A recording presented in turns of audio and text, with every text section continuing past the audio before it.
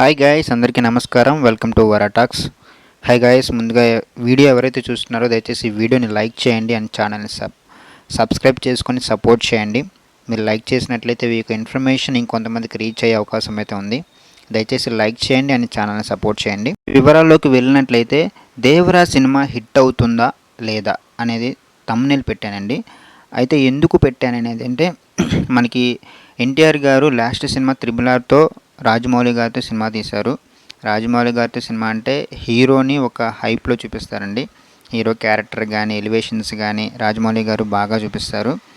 అయితే రాజమౌళి గారు సినిమా తీసిన తర్వాత ఆ హీరో నెక్స్ట్ ఏ డైరెక్టర్ తీసినా కొంచెం సినిమాలు అనేవి ఆడకపోవడం జరుగుతుంది. రీసెంట్గా మనకి ప్రభాస్ గారు బాహుబలి సినిమా తీస్తారు. దాని తర్వాత వచ్చిన సాహో కానీ రాధేశ్యామ్ కానీ కరెక్ట్గా అనుకున్న రేంజ్లో ఆడలేదు. ఎందుకంటే రాజమౌళి గారు హీరోని ఆ లెవెల్లో చూపిస్తారు.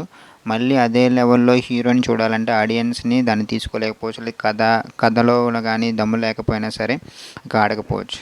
రైట్ నో ఇప్పుడు కూడా త్రిబుల్ ఆర్ తర్వాత దేవరా పార్ట్ 1 అయితే కొరటాల శివ గారికి డైరెక్షన్లో అయితే వస్తుంది. అయితే ఈ సినిమా హిట్ అవుతుందా అనేది అయితే ఈ సినిమా అయితే డెఫినెట్లీ హిట్ అవుతుందని అనుకోవచ్చాను. ఎందుకంటే కొరటాల శివ గారికి లాస్ట్కి 2022లో ఆచార్య సినిమా అయితే మంచిగా ఆడలేదండి, నిరాశపరిచింది. అయితే కొరటాల శివ గారు ఎన్టీఆర్ గారితో జనతా గ్యారేజ్ అనే బృందావనం సినిమాలకి అయితే వర్క్ చేశారు. అయితే రెండు కూడా బ్లాక్ బస్టర్స్ అయినాయి.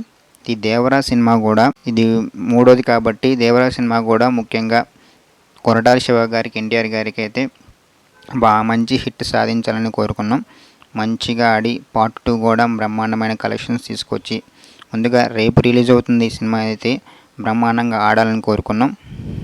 ఈ వీడియో మీకు నచ్చినట్లయితే దయచేసి వీడియోని లైక్ చేయండి, ఛానల్ సబ్స్క్రైబ్ చేసుకోండి.